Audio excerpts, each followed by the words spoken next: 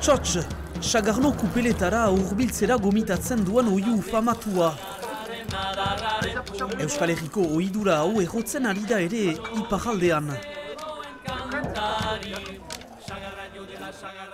Azkainen, abentura berri bat Sebastian González pilotari profesional ohiarentzat.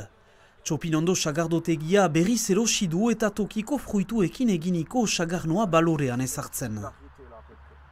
Saran, hemen inguruko sagarran egin nuke landu, eta ideia da inguruko sagarrak alden gehiena gure sagardotegian ibiltzea. Egin nuke helduen urteko jada izatea gure kupelak, momentuz badaukagu bat, baina hemen ikantzinak eixegon egituzke.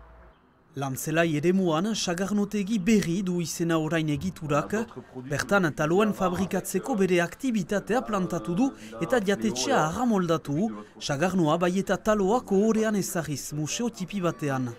Ongi pentsatuta, joaiten zira edozoen herriko bestetan, baukazu talo eta sagarno. Lehenbiziko asmoa zen taloen lantegia ondetzia, baditu lau bat urte bilatzen dugula leku bat, eta gerrateko azkainean izaitea olako aukera, sagarnotegia izatea, guterako zen santza hundi bat. Baionan, Aturri Bazterrean, eraikin moderno bat berrikitan estrenatua. Egarri enpresak kupela sagardotegia ideki du, bezeroa kastigarragan atseman daiteken giroan murgilduz. Quand tu es en train de manger, l'idée c'est vraiment de boire le chagarno comme tu bois un vin en fait. Esplikatzen diegu zer mota den, nola edan, zenbat edan ere zer kantitate baskoan ezagri, hori garantitxo baita.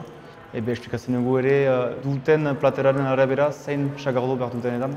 Hemen ere sagarnoa bertan ekoizteko proiektua dute iparraldeko sagarrekin. Apainketan, sagarnoari lotuak diren elementuak marraztuak txalaparta bezala. Txalaparta sagardotik sortu da.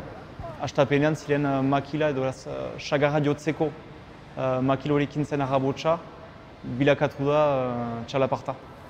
Izan Baionan edo Azkainen, sagardotegien tradizioa errespetatua ere menuan, txuletarekin, nola ez?